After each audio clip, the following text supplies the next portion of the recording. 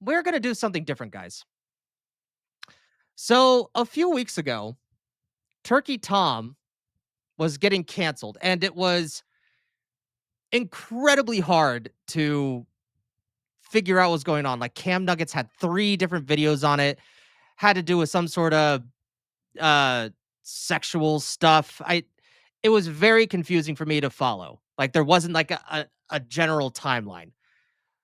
But it does look like Turkey Tom not like, when someone has receipts, holy shit, has Turkey Tom vindicated himself because he brought the receipts. Now, there is going to be some language that's going to be used, so don't have kids around. Uh, but in general, bitches be crazy. I'm sorry that this response took so long. I wanted to make sure I had all the facts together before saying anything. Recently, I've been accused by an ex-girlfriend, along with an ex-partner, of non-consensually filming sexual encounters, being so rough and inconsiderate during sexual encounters that it bordered on assault, encouraging eating disorders, being into age play, along with a litany of other completely baseless, false accusations. The 2 women who are accusing me, Sacramento89, real name Rowan, and Left 4 Dead, real name Katie, took to gossip forum Kiwi Farms to post the accusations, along with carefully cherry-picked screenshots to back up their claims. Remember, there's 2 sides to every story. Women say how they feel majority of the time of what they experience. Men usually use the facts of what they experienced. Very 2 very different things, guys. 2 very different things. These claims aren't super difficult to debunk just because of the overwhelming amount of evidence I have on my side. So without further ado, let's start with Sacramento or Rowan. This is a girl I dated for about 7 months, from May of 2025 until January 10th of 2026. 4 days later, she made her first post. Okay. So 4 days after they broke up. So, hi, Kiwi people. I dated Tom for a few months after meeting him on Tinder. I'm not super into internet stuff and I had no idea what Kiwi Farms was. But this page was always his number one search Safari thing that pops up on iPhone. I don't know if I believe that. When he went to Google something. When I asked about the website, he got super defensive and weird about it. So I obviously looked into it and found all of this crazy shit, like him admitting to being bisexual. Messaged the owner of the website, Joshua Moon, to get the code to post here. I didn't know how that's how Kiwi Farm worked. I don't have an account with Kiwi Farms. Basically, I started to get suspicious about all the e-girls he followed / interacted with, and he started raging at me. He also lied to me at first about the fact he does YouTube. He did some crazy shit like kicked holes in the wall at a house he was renting because some e-girl who copies Belle Delphine got hacked and the hacker was blackmailing him with his D pics. He continued to talk with her after the fact. I have screenshots confirming all of this attached a couple, but I think I have more. This guy is a real freak and likes to record adult encounters without asking first during almost every time. I know for a fact he's done this to at least one other girl, serial gooner, and has flown out several e-girls to sleep with. These are big accusations, people.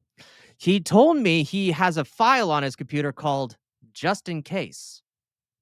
That's basically voice memos or calls from his exes to blackmail them with in case they ever say something about him. Thought I would get the message out and confirm y'all's suspicions. Also, if this gets out, to warn other young women in the Texas area about this dude. Okay, so that's what she posted a few days, like 4 days later. Here, she alleges that I am a real freak and like to, quote, record sexual encounters without asking for consent. This is blatantly untrue. I have never recorded any sexual encounter without explicit consent. I have As a no matter idea. of fact, with Rowan, she was the one who initiated the idea of filming sex acts in the first place. On Tuesday, August 19th, after Don't you love receipts, people? I love receipts. And Turkey, Tom, charge your phone, dude. Charge your phone. After 3 months of knowing each other and being sexually active, Rowan texted me saying, "You should get those meta glasses when you crack me." I responded by saying, "For what?" And she answers again, "Cracking time," alluding to me filming her with the glasses onboard camera. Now, at the Huh. So we're at 124, and she claimed, uh, what, where is it? Where is it? Where is it? Oh, it's not popping up. And she claimed that he initiated stuff for filming adult activities. Rowan texted me saying, "You should get those meta glasses when you crack me," alluding to me filming her with the glasses onboard camera. Now, at the time, I did not feed into this. I did not show enthusiasm. I didn't even agree to get the glasses. I just responded and said, "Good night, sweet dreams." So 1 whole week goes by without us talking about it whatsoever. And then on August 25th, Rowan texts me saying, "You should get those meta things for real." So I respond by saying, "I think I'm going to avoid filming anything involving sex for a while," showing that I am clearly not the person interested in filming our sexual encounters. She is. As you can see in the text, even when I say I don't want to film us having sex, she pushes the issue. Yeah, that makes sense. That's why you record it on the glasses. How does that prevent or change anything? I mean, I guess if it's just on a hard drive somewhere, it's fine. So even through the text, he seems cautious. Be like, not really into that. He is a YouTube personality. You do not want that kind of shit going out. Uh, so far, great start.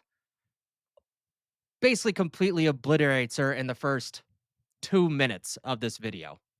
Now, to be clear, we did eventually take videos of ourselves being intimate, but I was given explicit consent every single time. And on a few occasions, she even took the phone out of my hand and was holding it while filming us. To be clear, there was never a tripod or a hidden camera. It was always handheld, and in every single video, she was clearly aware of the camera, making eye contact with the camera lens. Also, on September 8th, Rowan texts me, "I do miss it though," in regards to our sexual interactions. She follows it up by saying, "Send the videos." Keep in Hold on. Okay, I can do that. In fact, I don't mind it. I'm getting off my soapbox now. I do miss it though. Send the videos. I won't leak it or be hacked or whatever.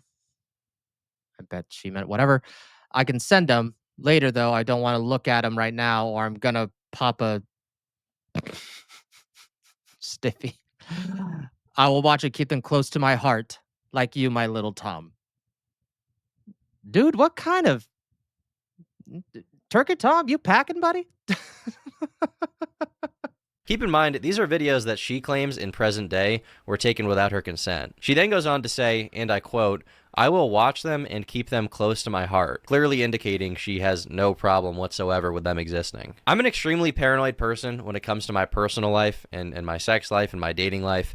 As a public figure, I just like to keep my private life private. So I was very hesitant to send Rowan any sexual videos we had taken. However, I did send her one single still image from one of the videos where my face is obscured. I guess there was some lingering thought in the back of my mind that if her accounts were not locked down super well, and if she had been hacked, then the videos could have been made public. Now, there's an implication she makes a few different times that I'm basically blackmailing her with these videos.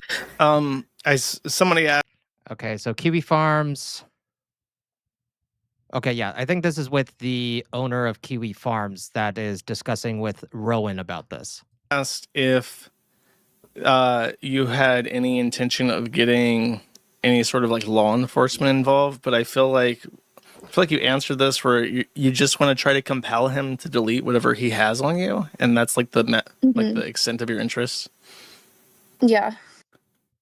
And if he doesn't, I don't know. I'm kind of confused about what to do, but we'll see. At no point anywhere did Rowan provide any proof of me threatening to release these videos of us having sex or threatening to send them anywhere. So she has no reason to believe that I would ever release them. The idea that I, a person who makes a living as a public figure, would publicly release videos of me fucking my ex-girlfriend to get back at her is so insane. Well, there are some crazy people out there, men and women, who don't think it through and think it's the best, think it's like some sort of solution to a problem or just to get back at somebody. But in general, especially if you have any sort of significant following online, most of those people would think it would be a very dumb idea for me to do this, to even participate in any recordings. Like I remember, what was it? I forget what they called it. They called it something gate, Applegate. I forget. But a bunch of celebrities' nudes were leaked out, like Jennifer Lawrence's, like her shit was hacked or something like that. And look, on one hand, I go, yeah, like probably not the smartest thing to do with a device that's connected to the internet. Okay. Look, I understand sexting. I understand like long distance stuff happens. But if you have a following, if you have a platform, if you're a celebrity in general, it's probably just the safer thing to do is to not participate in it, just in general. Not only would that incur reputational harm beyond belief, but also serious legal consequences. The only person who has ever sent an image of us having sex to anyone is, ironically, Rowan. Days after I broke up with her, she, without my consent, sent the only image she has of us having sex to the owner of Kiwi Farms. Here, listen to him describe it. Oh, and one other thing, I forgot about this, but you actually, Sacramento had sent me a picture that was like censored. Apparently, the only picture that he would send you is one where his face isn't clearly visible in it. But you can, Yes. I can tell the desk, like his computer is moved onto the table, but I can still see like the monster is like on the cozy that's like on the table, like in the exact same position. So I can tell that's clearly his desk. I guess I just find it ironic that someone who's accusing me of blackmailing her with her nudes literally sent a picture of us having sex to a man that she has never met. Now, Josh recounts seeing That this is kinda image weird. and talks about how hard it looks like I was grabbing Rowan on the mouth, essentially using it as evidence to support another claim she makes that I'm too rough during sex, which I find very interesting because after I sent Rowan this photo, she texted me saying, "I like when you cover my mouth like that." Again, she texted And he'll get to like probably why she did all this, why she tried to expose Turkey Tom. Some bitches, they get attached and are a little cray cray. Like, that's pretty much it. me asking me to send her the videos, and she says, "Yeah, whenever you're not locked in, send the videos. It will fix me for about a week. Goon sash." This is clear evidence that she has no problem with these videos existing. To this day, she has provided zero proof that the videos were recorded non-consensually, or that I was blackmailing her with them, or that I had any intention of sending them to anyone. Reason being, I never did any of those things. In Rowan's interview, she claims that I never asked for consent to film these sex acts, and says that she wouldn't notice I was filming until 30 seconds to 1 minute into it. I'm not sure of an exact date, but maybe Bro turned off subscriber only mode because he ain't got nobody on the live. Oh no, I had a few people. I've made $100 on someone on YouTube Shorts. Yeah, uh, a guy named Vic. I just didn't. I usually have it on because of people like you, but I just decided to turn it back on. like 2 or 3 months into our relationship, he he never asked me. He would just pull out his phone and record, and I wouldn't notice until maybe 30 seconds in a minute or a minute into it. Now, I obviously can't and would never show these videos to anyone, but in them, it's undeniable that she is staring directly into the camera from the moment the video starts. She never once questions why I'm filming or what I'm doing, because the reality is that every single time we recorded, I had explicit permission. Ask yourself, how could she possibly have never consented to filming when she's literally holding my phone next to her face as she sucks my dick? In the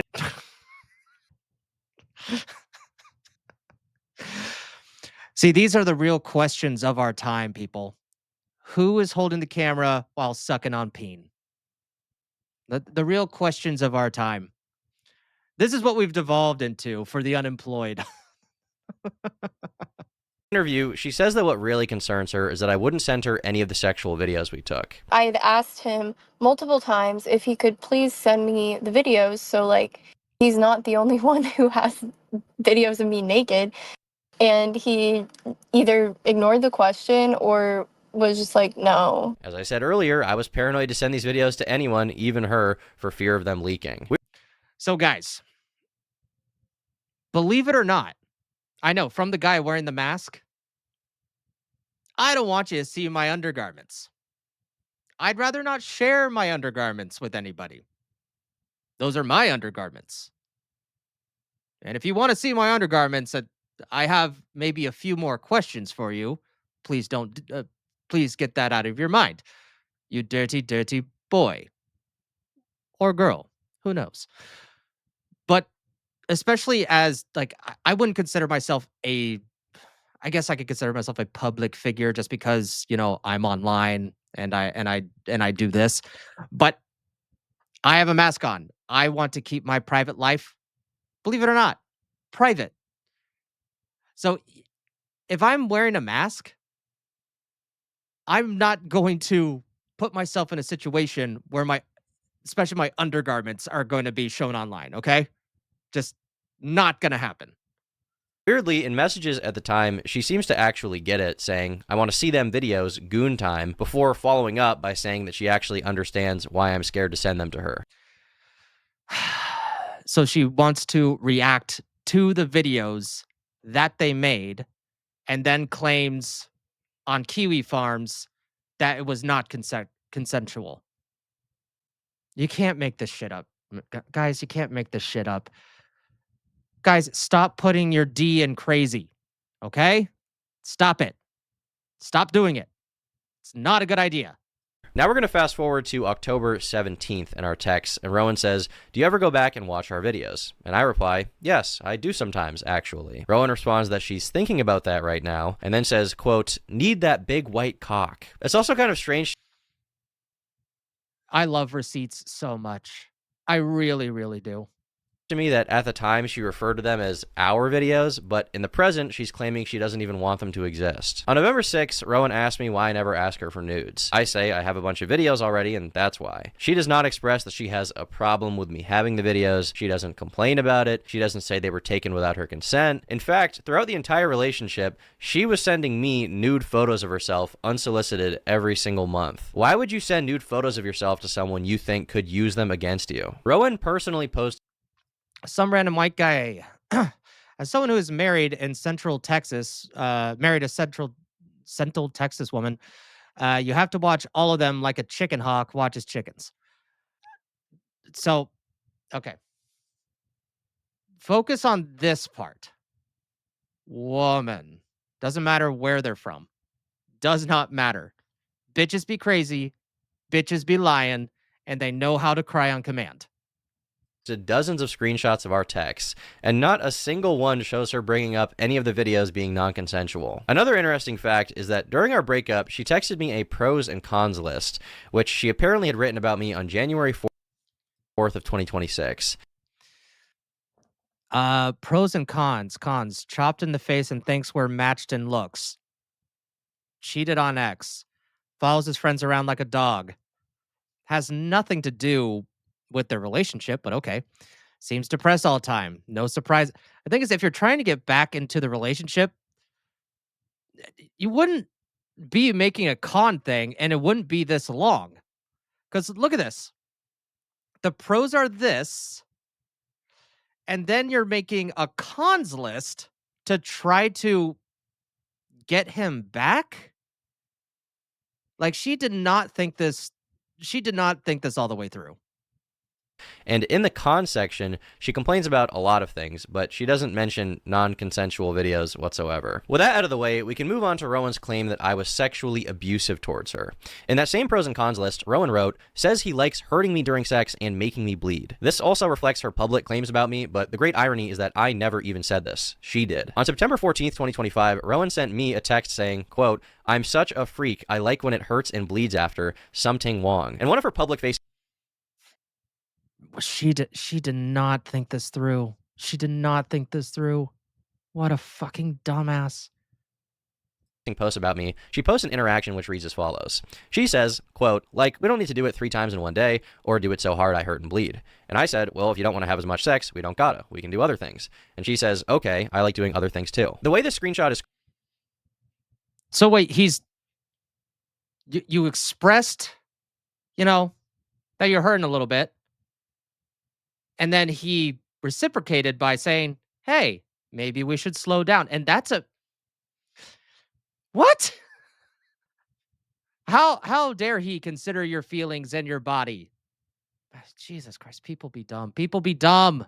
Cropped, it comes across like I'm some just super callous freak who's brutally jackhammering her vagina like Steve mining diamonds. But in the full uncropped screenshot, her immediate response to me after that is, "I'm a freak. I say this, and as soon as I see you, I'm going to be freaky again. I can't resist." In the interview, she elaborates on this even more, specifically claiming that she would bleed almost every time we had sex. Okay, and you would bleed the same, Yes. and you didn't stop. Yeah, I would bleed almost every time. This is just blatantly untrue as well, and it's easy to see by going through our text messages. On August 17th of 2020, Yeah, just practically. If there's anyone that has had, you know, I won't say a decent amount of partners, but like anyone who has been with multiple people, uh, like one that's not very normal unless you have a medical condition. So like there's too many red flags, even from the very get go of the relationship that Turkey, Mr. Turkey Tom, that you should have seen. the day after my birthday, Rowan and I were planning to go to mass, and she wanted to have sex with me. So she texted me saying, "Tom, I started my period." I was driving, so I couldn't say much, but I replied by saying, "That sucks. I'm 40 minutes away." She follows up by asking me if I mind getting my sword bloody, and I say I'll be okay. So if it wasn't already clear, she's asking me if I'm okay with getting blood on my dick.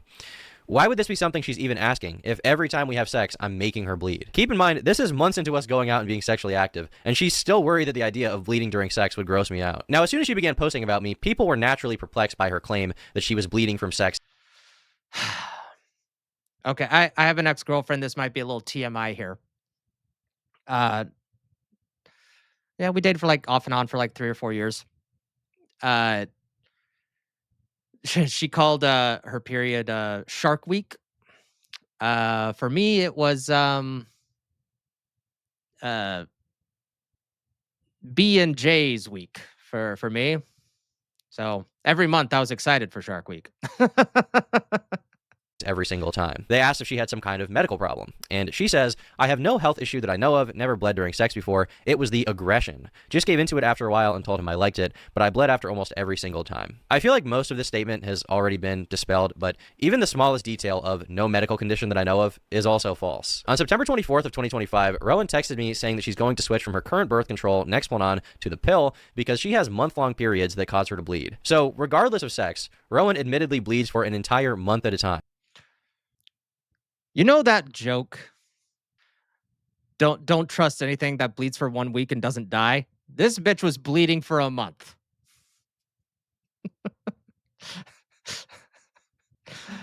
Look, I don't want to like hurt someone's feelings for actual like medical conditions stuff like that, but when you're a terrible person, you deserve to be clowned on. I'm sorry. One of Rowan's main criticisms is that I'm too rough. In fact, she describes our sexual interactions as intense, violent aggression every single time. I genuinely did think that he would maybe change and stop being so aggressive because he told me before that he would like kind of chill out, but he never did chill out, and it kept being the same very intense, violent aggression every single time. She also alleges that I hit, choked, and beat her without asking, essentially painting me as an abusive partner. Unfortunately, I did still stay with him, and I know a lot of people seem to have a lot of questions about that, and honestly, you were completely correct to question my judgment as to why I stayed with him, even though he was, hitting and choking and beating me. There's this idea she's trying to paint that in the relationship, I was constantly pushing this rough, violative sex onto her, and even though she didn't like it and was being abused, she stayed with me. I've seen some people question her saying things like, "Well, if you hated it, why didn't you just leave?" But realistically, sometimes people do stay with abusive partners, and I don't want to invalidate their stories through my response. Yeah, that's absolutely true.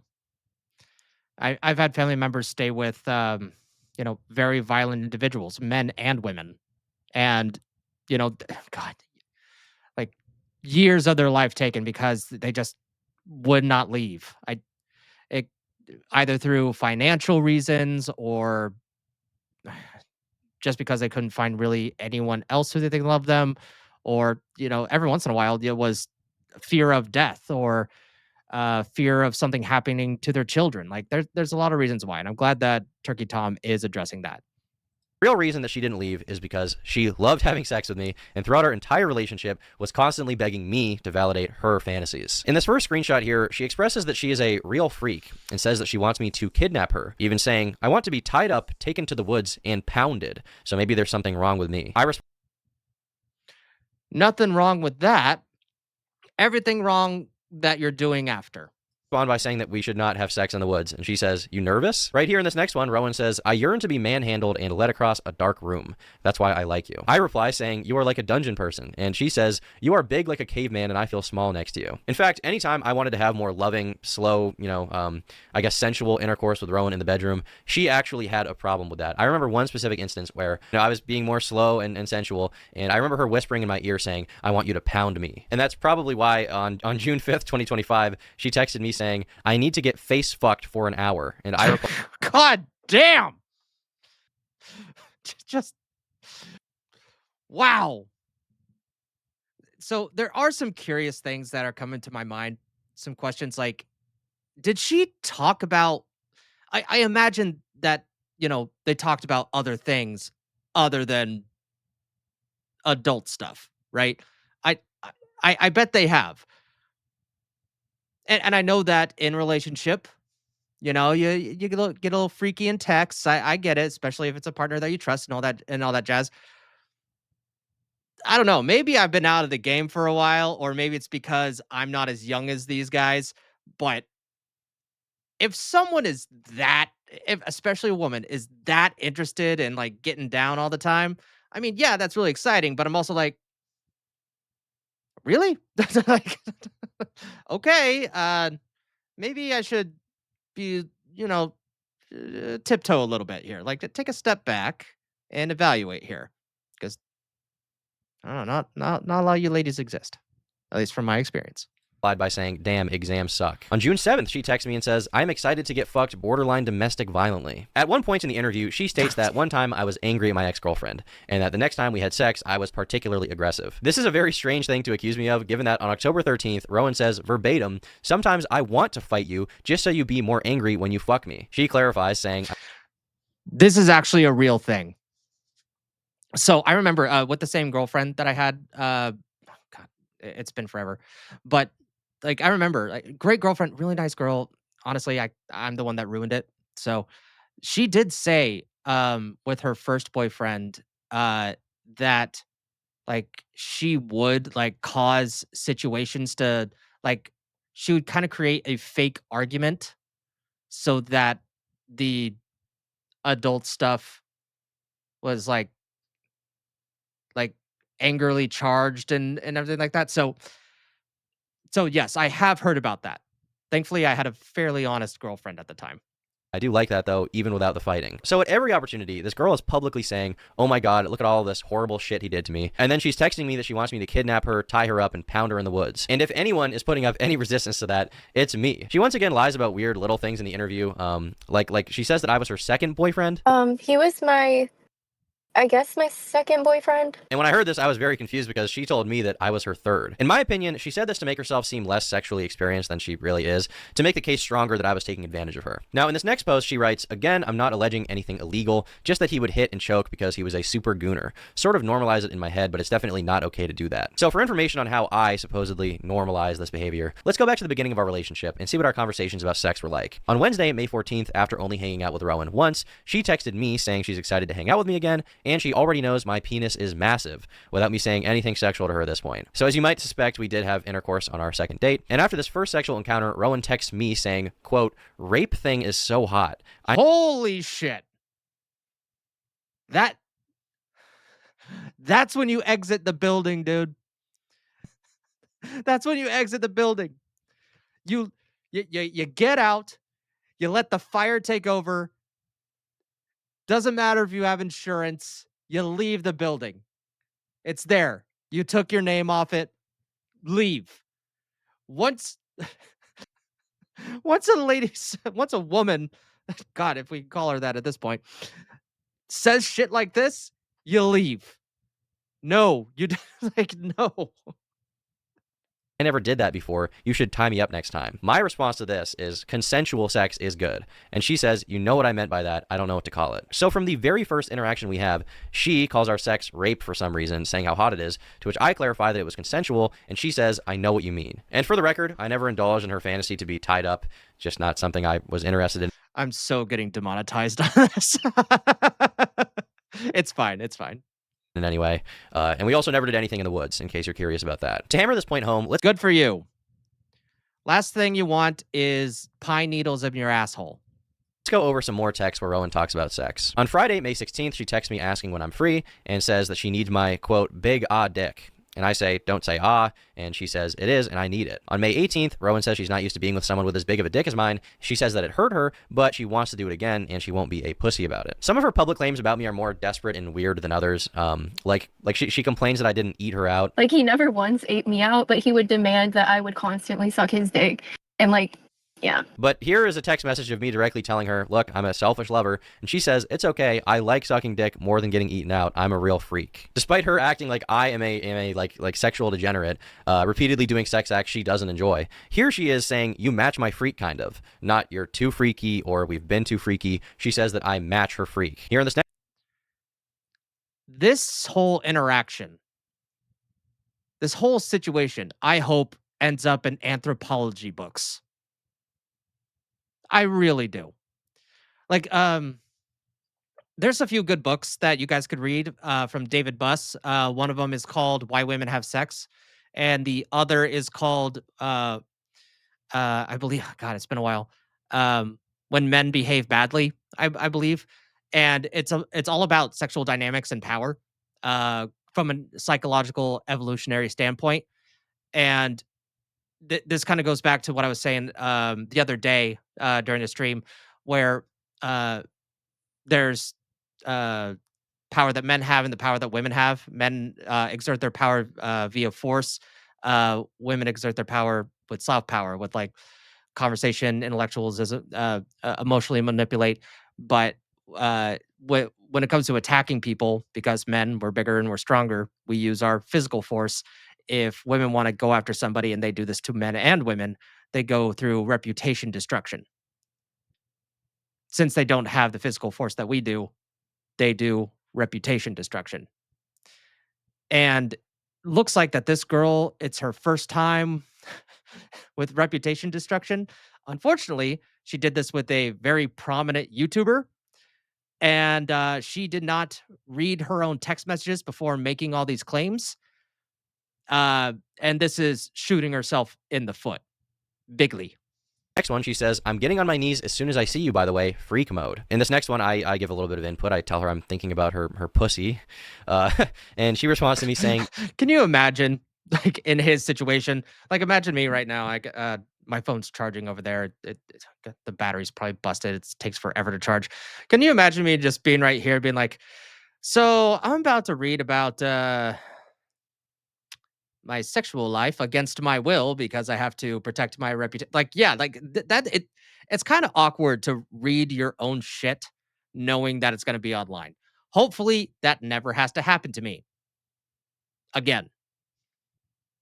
you gonna tear it up or what? Now, my question for you in the audience would be, do people who are into slow, romantic, candlelit sex describe intercourse as their pussy getting torn up? I would say probably not. Here in this next one, she says she's going to leave mass early on Sunday to go get some dick. And keep in mind, I don't want to reveal any of this information, okay? I don't want to be saying this. I don't want to be here right now. And I would never intend on sexually shaming an ex-partner. But she's gone out of her way to not only shame me, but also to lie in an effort to paint me as some gooner, freak, borderline rapist. So let's keep going. Here, Rowan makes a post saying that I'm a Patrick Bateman gooner because I'm guessing the one Alison Armstrong with Modern Wisdom's Chris Williamson.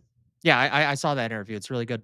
I flexed in the mirror after we had sex. But the strange part about this is that I have a text of her saying, quote, I keep thinking about how hot it was watching myself take your big dick in the mirror. Gooner as fuck, sorry. Reading through what she says about me publicly, it's like every accusation she makes towards me is actually some kind of confession to her own behavior. On June 25th, she texts me wondering if she can give me head after getting her wisdom teeth taken out. She obviously wouldn't be able to do that because it causes your face to swell up like a blimp. And she responds with, no, I gotta do it as much as possible before. Here, Rowan's asking me, am I the tightest, most perfect girl you ever fucked? perfect. On July 2nd, she says, I miss that big dick so much. I'm under spells. On July 5th, I bring up us wearing condoms, and Rowan says, ew, no, and then tells me that she wants me to cream pie her, and that she's a real freak. After I say happy birthday, sweetie, for her 21st, she says that all she wants for her birthday is my big... Does anything like this resemble abuse whatsoever or non-consensual behavior, guys? No, didn't think so.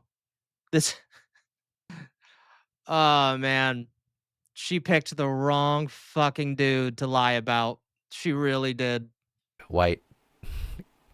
In this next one, she texts me saying, I miss feeling like I'm going to break in half, not gonna lie. In this next one, she says, I like when you make me choke on it and call me a good girl. On July 23rd, she says, can I come over and suck on it Friday night? Which I don't accept. I tell her that I'm busy. She then says, I have the big white cock addiction. Interestingly enough, in this next one, she's asking me if I can have sex with her while holding her in the air, essentially, and tells me that I should try to do it. Once again, a pretty bizarre thing to ask someone to do who allegedly has been abusing you for 3 months by now with overly rough sex. On July 21st, she starts off by texting me, I hate gooner men, and then not even 1 minute later, she says, I need that big white cock. On August 23rd, she says, whenever I wake up without my morning Tom face fuck, I am sad. On September 2nd, she expresses that she wished she lived closer to me, but if she did, it would be an issue because she would want to come suck my dick all the time. On September 17th, she sends me an Instagram reel of someone praying the rosary. I don't respond, and she follows up by saying, I miss that dick so much. Here in this next photo, she sends me a picture of her. Jesus Christ. Oh my God. Okay. Like there's gooning and then there's like whatever this is. What oh this is how Turkey Tom, you seem to be a fairly rational individual.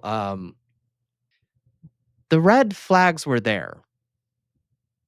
The evidence was right there for you to leave, dude. This is what happens when your when your D is thinking more so than your actual brain. In lingerie with the caption, when it's rape time. And after she said that, all I did was respond with a photo of the movie Just Friends. On Thursday, September 25th at 7:30 a.m., Rowan says, I hope you come. I got something special for our rape times. I say, change that to consensual sexual encounters, and she says, I know. She expands on this particular message and says, are you mad at me? I know it's consensual. So even as we're approaching over 4 months of being together, she's still telling me that our sex is consensual and that she likes it. Now that I've gone through a lot of our messages, I think it's pertinent that we get into the month of October. This is the month that Rowan has publicly claimed that there was one specific incident that occurred during which she asked me to stop having sex with her, and I did not. To be perfectly clear, this never happened. But just to have some fun, we can go through our text day by day in this month to see which day this horrific incident could have possibly occurred. On October 2nd, she texts me saying, you are... So essentially it's an October surprise. And if you live outside the United States and don't pay attention to our elections here in the United States, then that's probably going to go over your head. Perfect. On October 3rd and 4th, we hung out. She asked me if I got home okay, and she says that I am her formal date in her heart. She then says that she hates when anyone comments on her body, even in a positive way, and I tell her that she should eat slop and go for a walk and not worry about it, and that she is beautiful. On October 8th, she continues being sexual, complimenting my arm. She then resends me a meme that says, me if I do not have violent sex very soon. On October 8th, she also says, I miss my handsome husband. Here, I tell her I landed in Texas. She says, I miss sucking on it. She then texts me saying, you got to start putting rape time in your reminders. On October 9th, she says that she wants to hang out. I say I arrived. On October 10th, she says, let me know when you get back safe. I always have such a fun time with you. On October 14th, she says she wishes she was waking up to me in the morning. And she then expresses sadness that I'm not moving closer to the city where she's from to live near her. She then states that her life has improved since meeting me because previously she was partying and going out, and now she spends time with me. On October 15th, she says, I started my period. I wish I could come suck on it. And that evening, she says, I would kill myself if I had to talk to any other man but you. I say, that's true. I'm a nice guy. And she says, yeah, I'm the bad guy. On October 17th, we've already read this, but this is once again where she says, do you ever go back and watch our videos? And I say, yeah, I do sometimes actually. And she responds to me that she's thinking, man, if you're gonna lie about someone to this extent, like, have your fucking ducks in a row, dude. And going after a YouTuber is not the greatest decision I think you've ever made. Well, actually, yeah, going after a YouTuber is probably the worst, especially a seasoned one, is the worst decision you've ever made. What were you thinking? about that right now and says, quote, need that big white cock. In the mirror, you deadass look like the Hulk compared to me. Now, one thing to note here is that at no point does she express that the videos were taken without her consent. Once again, I just want to have that hammered down here. On October 19th, she texts me saying she needs my milk right now. She then says, I miss my perfect jacked boyfriend, and that night she sends me nudes. At 10 p.m., she sends me a photo of a guy with a clock in his hand and says, I need that dick. On October 21st, I send her a bicep photo. She'd be dumb. She responds saying, you look good, Tom. I can't wait to suck your dick. She says, I love you. You're a great boyfriend. She then says, you never officially asked me to be your girlfriend, to which I say that we did. On October 23rd, there's proof we hung out that day. She then says, text me when you get home safe, and I say, I made it. She also texted me saying, I love when my bed smells like your musk. On October 24th, she says, good night, you're the best boyfriend ever. October 25th, she sends me a photo of herself in a deer outfit and says, meow, I miss Tom's big white dick. That night, she says, I'm going to send you ass pics tomorrow. On October 26th, we've read this one before, but here she says, next time during our epic rape time, you can tie me up. I say, you mean consensual sex? And she follows it up by saying, you know what I mean, Tom, rough sex. Once again, these are really weird messages to be sending to someone that you now claim is sexually abusing you on a weekly basis. Yeah. Now that evening, the evening of October 26th, you can see that I hang out at Rowan's house and I sleep over. Then there's a text that shows that I'm leaving and mentioned that I took my friend to the hospital. On October 27th, she says that she hopes I'm doing well. She loves me so much. On October 30th, she says that we'll be married in 2 years. October 31st at 12:30 in the morning, she texts me and says, I had a nightmare you broke up with me. Oh my God. She then says that I should cut a hole in my Batman suit for my dick. On October 31st in the afternoon, she says, Damn, this girl. Tom, what? You seem like a reasonable. What power, like, do you have that, like, this girl's worshiping your nether regions? Like, on one hand, I'm kind of impressed. On the other, man, you knew. I think in the back of your mind, I think you knew that you were making a terrible decision here. I think you knew. It's okay. It happens to us, man. We get one, maybe two. Just be a better picker. You have a pecker, but you need a picker. And right now it's broken. You got to heal the picker and get a pick me. There you go. See, I was able to weave it back around. oh, Tom, I yearn for the big white cock. On November 1st at 1:20 a.m., she says, up? No good night? I love you? Yeah, it's fucking over. I tell her that I'm falling asleep, and she says, you was madly in love with her and not me. I'm gonna kill myself. I tell her, good night, I'll see you tomorrow, and I then say, do not say anything like that ever again. Now, for a little more context on this specific message and what she's talking about here, during our entire relationship, she was extremely insecure about the fact that before I was with her, I had lived with a girl, and she wanted me to basically show more commitment in the relationship than I was willing to show, as far as like moving physically closer to her. And at a few points, she suggested that we move in together, and I said, well, you know, it's just too soon. We're not really ready for that. I don't think that makes sense after dating for just a few months to move in together. So that's the context of this. She would constantly bring up. When should like couples move in together? I mean, back in the day, it was, you know, you didn't move in together. Like, and I'm saying back in the day, like, you know, before feminism and modern women shit, you know, back in the day, let's just say 1950s. Okay. Yeah. Dodged a bullet there, buddy. Well, he's dodging several bullets with all the accusations that she's made. But back in the day, you know, you got married, then you moved in with each other. Or someone got someone pregnant, got married, moved in with each other. Right. So in today's age, like what's a good rule of thumb? I would say 1 year. Like if things are going well after one year, basically at each other's place all the time. Like majority of your time is spent with each other and everything's going well in that department.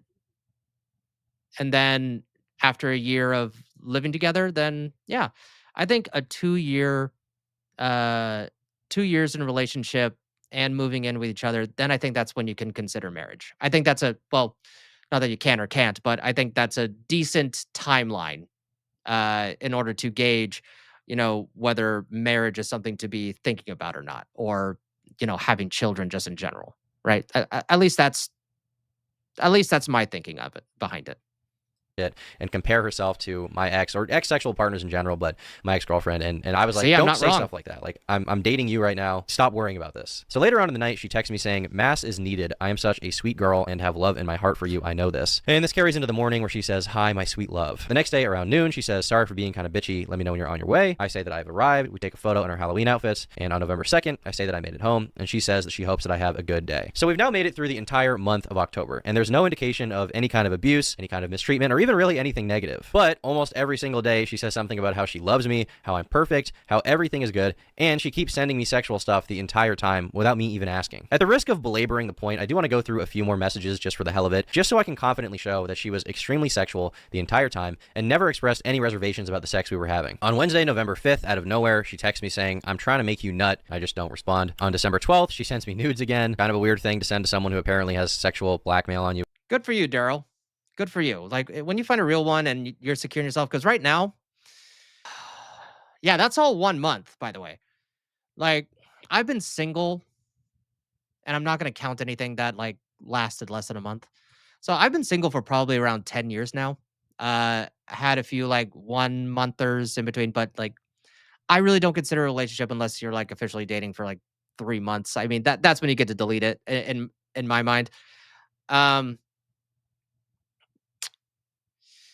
I don't know. Like I'm not in the place to kind of be dating right now. Uh, I'm just not. Between finances, trying to build this channel, um,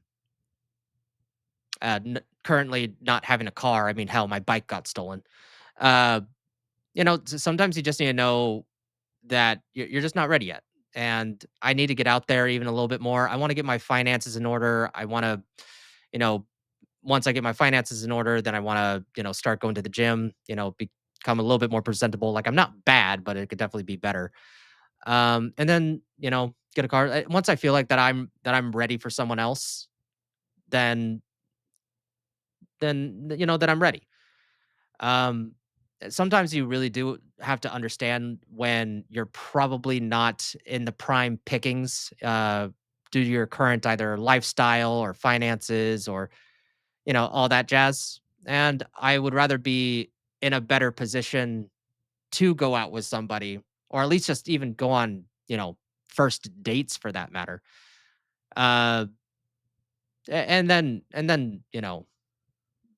uh, pick up the mantle. And I think that men have to definitely consider that more so. So Again, is it not? On December 24th, she says that I am a sweetie pie. She's grateful for me. She wants to make me nut again, in her words, and she hopes we're married for a long time. On January 2nd, she sends me a naked photo of herself, again, unprompted. And the morning of January 8th, Rowan texts me saying that before she comes to visit me, she needs to know that my dick is working. Less than 36 hours later, I broke up with her. So as you can see, the texts don't lie. Rowan was blatantly the more sexual one in the relationship. I've produced clearly, evidence of this nearly every single week, and she didn't produce any because there isn't any. oh, absolutely, absolutely. I will say that currently, like if one presented itself, I'd probably still be hesitant. I'll say that. At least that's my mindset currently. But apart from the idea that I filmed her without her consent, and apart from the But idea that I anything's was a possible. sexually abusive partner, she actually made some other claims as well. So another claim she made is that I encouraged her eating disorder. Yeah, I told him very early on, like, hey, like, I've struggled with eating issues in the past and I'm kind of still trying to gain some weight and make sure everything's okay. And he would tell me, oh, I love how skinny you are. I like how small you are, like, I love how your body is like skinny, and like just say all this stuff that was incredibly hard to hear. This is also a pretty serious claim, and if true, would undoubtedly make me a pretty fucked up guy. But Well, thing is, like we saw the other text where he's like, "Hey, it doesn't matter, eat slop and then go for walks, do whatever you want." He literally said that in a text message. it's just not true. Here, I directly discourage her eating disorder, even giving her advice on gaining weight, and I say starving yourself is very bad for you. In this next screenshot, she says she used to be thick, but she self-nuked. I say you look the same, more or less. I guess you lost some weight, but I think both are attractive. In this next one, she says that she feels skinny fat. I say I don't agree, and I say that working out is good. In this next one, she sends me an image that says nothing tastes as good as skinny feels, and I say that's a sickening image. Now, for those who don't know, this is it's like a pro-anorexia slogan, I guess you would call it. Here in this next screenshot, she asked me if I'd still like her if she gained weight, and I say yes. Here in this next one, I tell her explicitly I don't know how many times we have to tell the women, as long as you're not morbidly obese, most guys are like, "Yeah, that's cool. All right, some more cushion for the pushing. What? We're all good." Like I li- I know some tiny girls that's got some meat on her bones, and I'd be like, "Oh yeah, girl, I'm all about that." It's like I don't know. I feel like that it's not men that really like put this out there. I think it's more so women. I think women just tear each other down. Because think about it this way. Who are writing all the fat positivity magazines? Who was promoting skinny bitches? All of them have been women. All of them. Mirror, mirror on the wall. What the fuck did you lie to me? Type stuff. Yeah. Yeah. She should eat more food and drink protein shakes to gain weight. And I also tell her that gaining weight would be healthy for her, as well as saying, I just want you to be healthy. Here in this next one, I tell her that I find her sexy how she is, but that it could be healthy for her to gain 5 to 10 pounds. So this is now 7 instances of me actively discouraging her eating disorder, despite her lying and saying that I was egging it on. Now, one of the other allegations that Rowan has levied towards me is that I'm into age play. She's not alleging that I did it with her, she's alleging that I did it with another girl named Ellie, who I briefly talked to 2 years ago. Now, there's no proof whatsoever that I did anything close to age play, but I did text her about these allegations, and she clearly states that I've never done age play. An ex-girlfriend of mine named Kai, who I dated for 3 years, also publicly posted on Twitter saying that I never abused her and that we never did anything related to age play. So this brings the total counter up to 5 people: Rowan, Katie, Ellie, Kai, and another random girl I banged a year ago named Maddie, who for some reason came out in the midst of all of this to post pictures of herself in my house. And all of these people say that I never was into this fetish with them. The closest thing I've ever engaged in when it comes to age play is that sometimes girls do call me daddy during sex. It's a little embarrassing. Okay. I don't know. I mean, again, it's been a while, but I've never been into that. And thankfully, I think there was only, yeah, God, I forget her name, but there was a girl in Seattle, uh, after going out to the bars, who came home with me, and uh, she said that. I didn't say anything, but I don't know. I'm not the biggest like, you know, call me daddy kind of dude. Like I don't know. I don't know. It maybe that's just me. If you're into it, guys, like good for you. I don't know. To me, it just sounds weird. Given that I am me. I accept that it's something people are going to see is a little bit strange. All I can really do at this point is accept that it's something that I've done, and I think that Rowan should accept it about herself too, given that she also called me daddy during sex and over text repeatedly. In the same vein as this accusation, Rowan stated, one more thing to add I thought was odd: never really expressed any interest in Hello Kitty or that type of e-girl stuff, but I had like one Hello Kitty figure in my car. As a gift, Tom bought me Hello Kitty pajamas and a bunch of Hello Kitty stuff. So Rowan essentially wants you to believe that I'm pushing Hello Kitty onto her as if I have some kind of weird fascination with it, but the truth is that I am a 23-year-old man and I don't give a fuck about Hello Kitty, okay? The only reason I bought her anything Hello Kitty themed.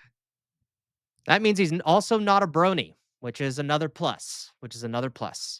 At all, which was once, by the way, was because she frequently expressed interest in it. Here she is sending me a photo with a Hello Kitty figurine next to her printer. Here she is sending me a photo with a hand-drawn and colored Hello Kitty image on her wall. Yeah, she made these herself. Here, Man, Smash JT says this all the time. And usually he's not talking about, stuff like this, but it's always projection.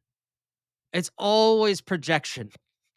All the things that I hate about myself and that I do, I'm going to accuse someone else of doing so. That is all it is. Pure, unfiltered projection here. That's what all these accusations are.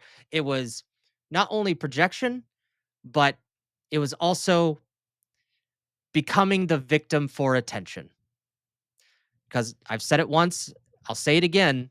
It's one of the few things like the red pill community gets right, is that a woman's currency is attention, whether it's good or bad. in regards to her decorating my room, she says, no Hello Kitty with a frowny face, and I say, correct. And something interesting about these texts is that she shows that she has a poster of the movie Lolita on her wall. I wonder what the movie Lolita could possibly be about. This film is about a middle-aged professor who is sexually attracted to adolescent girls he calls nymphettes. He rents a room in the house of a young widow to get closer to her 14-year-old daughter, Dolores Hayes Lowe, whom he calls Lolita. By the way, Lolita, if I'm remembering correctly, was the name of one of Jeffrey Epstein's planes. Like his private jet was called that. They called it the Lolita Express, I believe. Fact check me on that. I heard that the other day.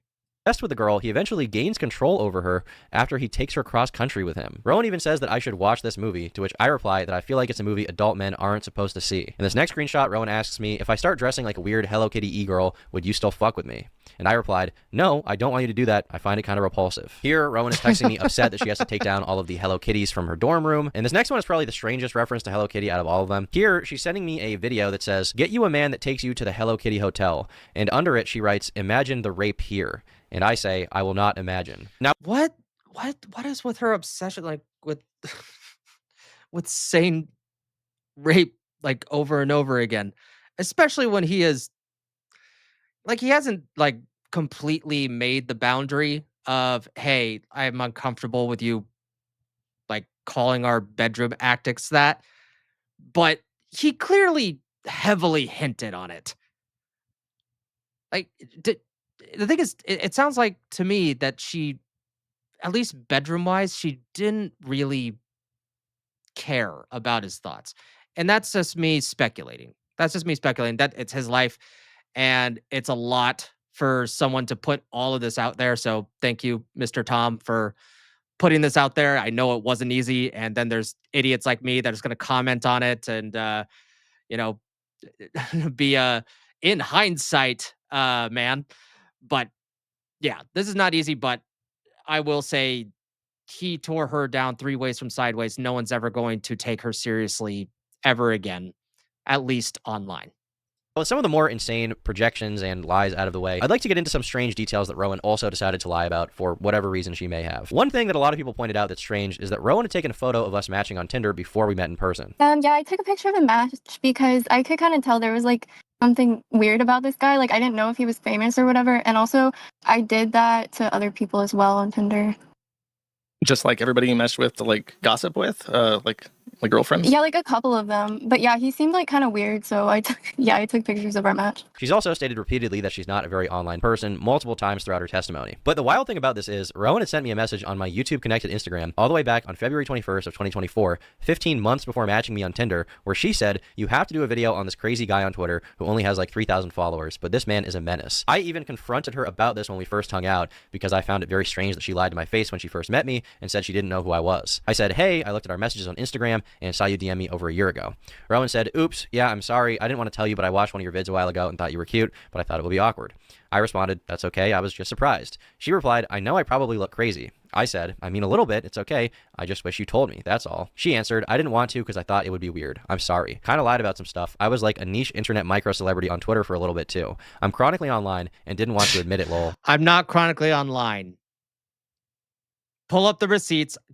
I love receipts so much. I know I'm not doing a lot of commentary here, but holy fucking shit. It's just, eh, and we're seeing it more and more and more, especially after the whole Johnny Depp fiasco stuff.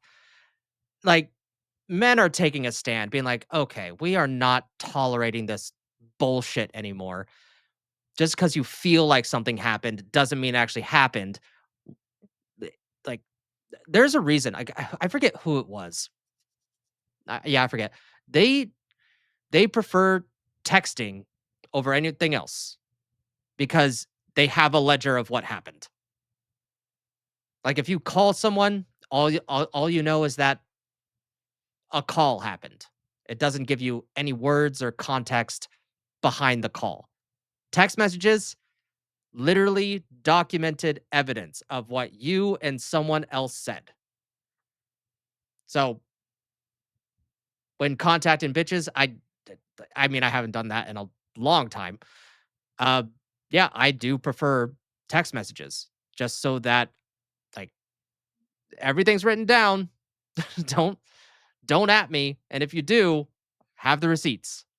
I've gotten better about it. Once again, this is just another detail that it doesn't even make sense to publicly lie about, but it's just one of those things that makes me question her intentions throughout the entire relationship looking back. Publicly, she's also misrepresented the end of our relationship. In the interview, it stated that our breakup took place in December and that after that, she realized how bad it was and she felt the need to contact Katie, who we're gonna get into later. This is blatantly untrue. We broke up on January 10th of this year, 2026, and she began posting about me on January 14th, literally days later. She says the breakup was kind of mutual, an idea that is just bitterly ironic because that's not the case. Immediately after I told Rowan that I wanted to break up with her, she began threatening to post about me online and even began attempting to blackmail me into having sex with her again. I don't know what you want me to say to you. I just want to move on from our relationship and have you go be in your... Wait, did he recorded that? See, the flip side of this, if you recorded it, Then it happened. Then you know the context. Your corner, you can meet other guys and it'll be fine. I'll go meet other girls. We'll just break. We'll break No, up. no, you won't, because I'm gonna make it hard for you to ever be in a relationship. Why? I'm gonna make your life harder after we break up. I bet you she didn't know that she's being recorded. Hey, say all you want about Texas. At least you're allowed to record someone in Texas, and it's only a one-party consent. Because you don't deserve one. Why? Because you're a piece of shit. Why? Because our whole relationship, you act like everything is all about you the whole time. Okay. You don't give a fuck. You're just an awful guy, and I'm so sorry that your mom raised you. She seemed like a nice lady, but clearly she did something very wrong. Based on what? Okay, Rowan, I just want to move on and have my life, and you'll move on and have your life. And we can be in our own corners. We don't have to do damage to each other. We don't have to cause each other any more anguish, okay? I just want to see you again, though. Threaten him. Say he's a horrible person. Say that his mom didn't do a good job. Then follows up with, I just want to see you again. Like, she has no control over her emotions whatsoever. Do you think we'll ever be able to see each other? After the way these conversations have gone today, I really don't think so. Why? Because you're like threatening to blackmail me. I'm not. Well, if you don't come see me, then I will. I stated blatantly that I did not want to have sex with her. I didn't want to be with her anymore. I just wanted out of the relationship. This is something she was completely unwilling to accept. And that's why after I stopped talking to her, she proceeded to call me over 30 times and Jesus. texted me 80 times with no response. Holy crap. If you don't talk to me or listen to me, just say that don't waste my time. You need to apologize. I also need $900 back from my flight to Maine because it was a waste of money, apparently. Goodbye, Tom. Good luck in pressing the next BPD. Bipolar disorder with your limp D. I have screenshots of you talking about Ellie and how your D pics were going to be put all over the internet. You're literally such an art retard. Tell your friend from Dallas to hit me up. My question is, why string me along so long and you didn't love me when you didn't? Holy crap. Okay. And Tom says, it became clear to me that some point that this would be the response I would get if I were to break up with you. And I've been dreading that slowly. Okay. Yeah. All right. All right. That does make a little bit more sense of why he stayed with her for as long as he did. Sometimes you're more afraid of the breakup than you are of the relationship. Uh, I can totally get that. Considering you just told me you were talking to other guys over the phone and you just threatened to post about me publicly, realistically, I can't trust you anyway. Holy shit. And this keeps going. Is that why you didn't break up with me? Because you were scared I would say some wild, dumb stuff? It said you did. That's so pussy, bra. I see why you didn't want me to look you up because TS is so bad. I don't know what that means. You're literally just as bad as the people you make videos about, like fucking a Belle Delphine impersonator and getting your D leaked is crazy, and then telling your girlfriend about it, expecting sympathy. What? Huh? Have some. Well, yeah, like no one wants their D online unless like they want it online. Because if a guy wants his D online, he knows where to post it. I will tell you guys, if they want their D online, they know where to post it legally. Have some self-awareness. You're really just an overgrown man child in some ways. And the thing is, he's not saying anything. That's the recently type shit. Oh, okay. Type shit. All right. You learn something new every day. Uh, Ohio impressed. I don't understand what that means. Also, I need my money back because you should have told me before trip to break up with me. You literally sit at home all day, so nothing, have no hobbies except for gym and video games, have a high body count, but you think you're this high value man. It's crazy. He's not saying anything. The man is being smart and not saying anything. I know whichever girl is unfortunate enough to get into a relationship with you next will go through the same thing I did because you're actually so emotionless and mean. Also, you're like mad chopped in the face. I had to look past it.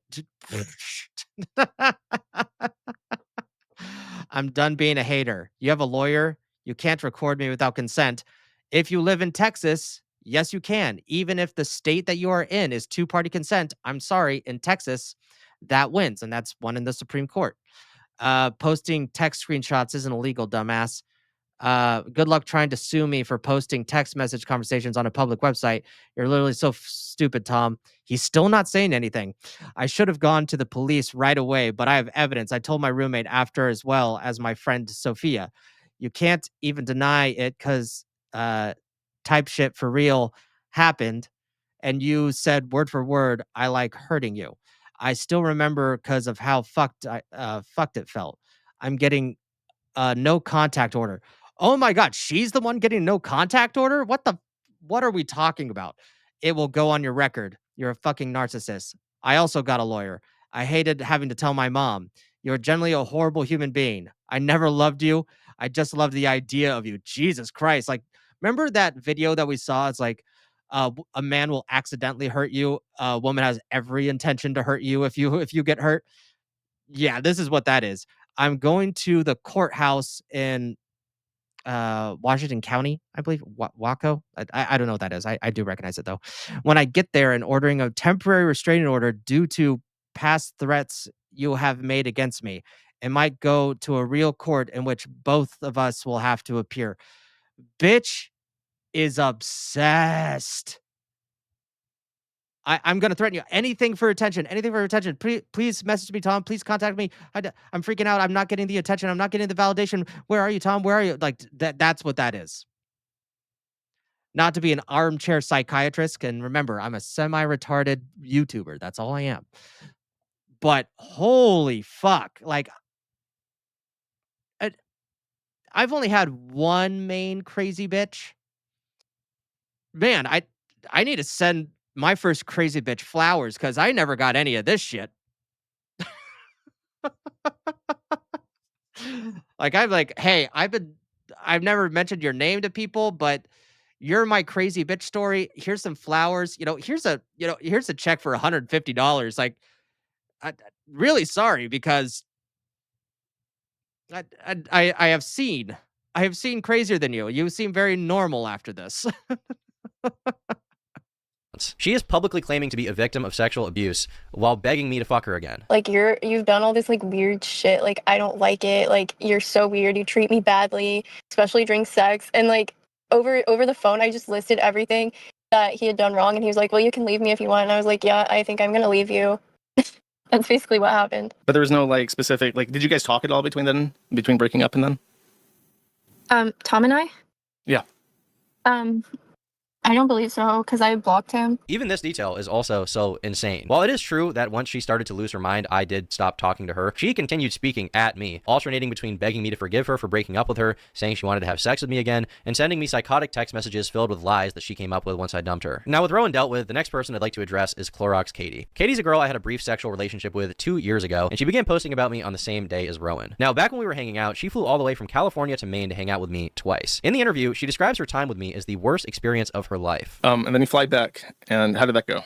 How long did you stay? Horrible. That was the worst experience of my life, I think. And she also took to the forum to make some posts about me. Yes, Tom is extremely harsh during sex. I've been down the kink roads in my life, and how he acts is actually just evil and almost sadistic. Not even kinked up, just actually a Patrick Bateman type gooner. When asked how things between us ended, here is what she had to say. I just truly thought he was a cringe fag who definitely was going to beat me later if I stayed around. We only had a 2-month fling, but even my insane ass was scared of how he acted, and he was also just stupid. I hated conversation with him. He was just extremely weird to me and also evil as fuck during sex. Naturally, people asked her why she hadn't reported me to the police. And her response was, I thought about the police and looked into it, but again, it being across my own state lines and in Maine, it would have had to been filed there, and I lived on the opposite side of the country, so it just didn't seem feasible. These claims are once again so absurd to me that the best way to dispel them is to just look through our messages together.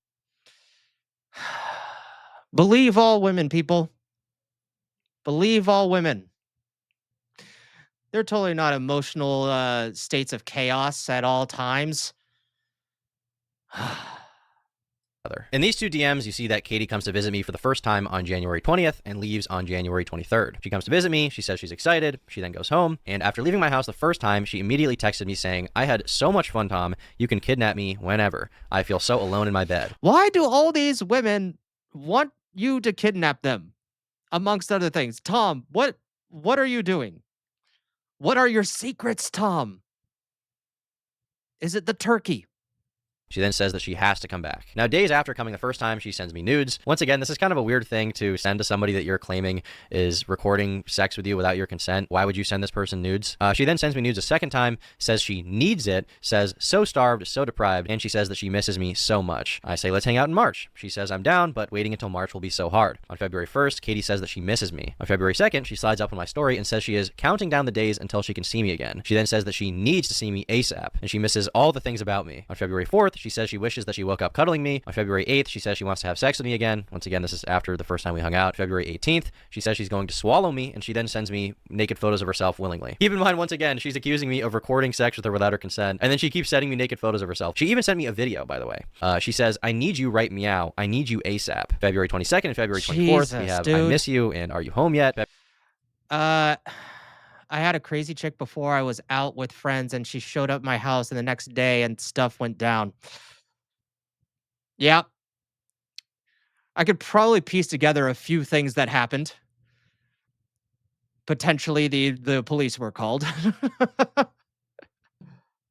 If he doesn't play Magic Stick 50 Cent at the end of the video, oh god. He's a YouTuber, so no, he didn't do that.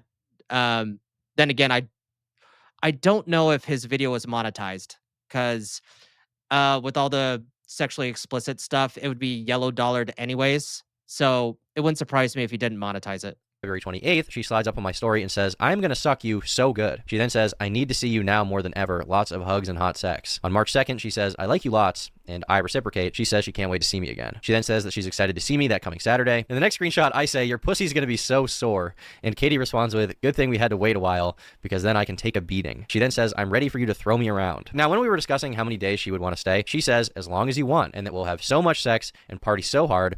And she then once again expresses how excited she is. On March 7th, she sends me a barrage of unsolicited sexual photos, including her with BDSM leather on her butt. On March 8th, she says all she can think about is me, and she can't wait for my dick to be down her throat. And on March 10th at 7 in the morning, which is 4 a.m. her time, she says that she is so excited to see me that she cannot sleep. Now, with the Instagram messages out of the way, we can move on to the text messages. So on March 10th, this is the second visit, right? Prior to getting there, she says that she is starving for me. Now, March 15th, this is when she leaves. She says,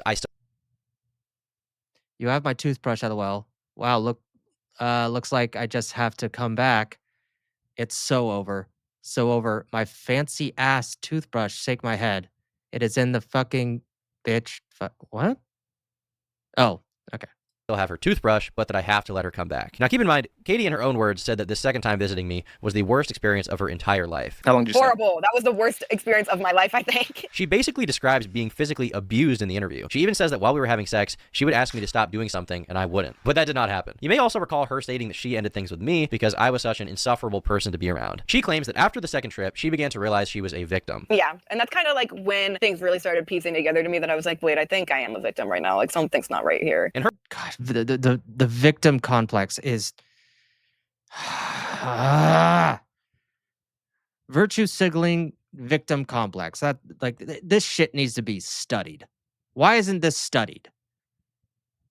Like billions of dollars went into trying to trans children. And we can't look into why bitches be crazy? Like a little bit more time on that? That'd be great. her words, this is why she stopped talking to me. She says that she was scared of me. She says she was scared that I would beat her. Well, on March 20th, which is after the second visit, she texts me saying, "Tom, I really like spending time with you, but I'm kind of worried about if you actually like me or just using me. Lol. I'm just BPDing, and so I'm tweaking and need reassurance. Are you just having fun with me or do we have something?" To which I respond, "Well, I like you and I think you're cool, and perhaps we even have something. However, I would make a bad boyfriend, so I don't really want to date anyone officially, I guess. Yeah." I was abundantly clear with my intentions with her. I did not want anything serious at that time. But apparently, this is the period she began to realize the true extent of my abuse, which is probably why after we had already hung out the second time, Katie tried. This kind of reminds me of like, I mean, I have a short out there from when I was reacting to Jake Monroe's video on women, and where I said that you need to practice saying no to women. And it's really funny because I just kind of thought about this. You know how like the worst thing that she can say is no, right? And shit like this happens if you say no. So no matter what, if you approach a woman, she can destroy your life. if, like even if you say no, even if she says no, and then on the other front, if you're uncomfortable with something, you say no, she will still try to destroy your life. It's a lose lose situation. God, like what? How did we get here? How the hell? Pan left. Tries to arrange a third meeting with me, saying she wishes that she was in Ohio, where I was at the time, and I did not reciprocate. After this proposition, she slid up on my Instagram story 12 times over the next 10 months, and I did not slide up on her story once, not a single time. So ask yourself, I do not use Instagram. I do not understand Instagram. I don't know. Well, also clearly I'm more private than I definitely used to be. So yeah, but I technically do have an Instagram on my IRL, but there's like nothing there.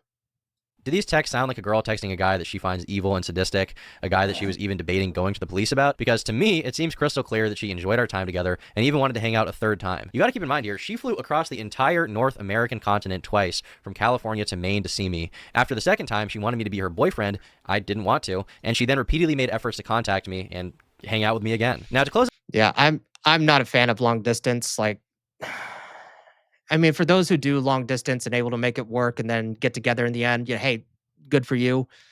But just as a rule in general, no, I am not into long distance. If you're over 2 hours away from a 2 hour drive away, I, I I'm usually not going to put effort into it. I'm just not, and that's just me. off the video, I think I'd like to share some interesting texts that Rowan sent me about her dear friend Katie, as they're both accusing me of, I mean, whatever it is they're even trying to say at this point. After she saw that I was following Katie on Instagram, she messaged me on December 8th saying, "Did you know Clorox Katie tried to fuck Jet Neptune? Those girls too make themselves easy targets with the hair and piercings because they have sexual trauma." She then says, "They complain about sexual assault a lot because they will fuck anything that breathes." 1 month and 2 days later, I broke up with Rowan, and in the middle of her unhinged tirade about me, she told me that she would be messaging as many girls I had been with as possible to try and find whatever dirt she could so that she could run to the internet about it. Now, I've seen a lot of people say things to the effect of, Tom's a hypocrite. He gooned. And you're right, I did goon, okay? He gooned too close to the sun. Don't I mean, I think I totally get it, man. I totally do. Like, sounded like a fun time. But damn, dude, like I've seen more red like I've never I dude, she has more red flags than China. I did not stop gooning. So maybe in the end, the hats are more relevant than ever. Anyway, that's about it. I've said everything I need to. Goodbye. Okay, that was a long one, guys.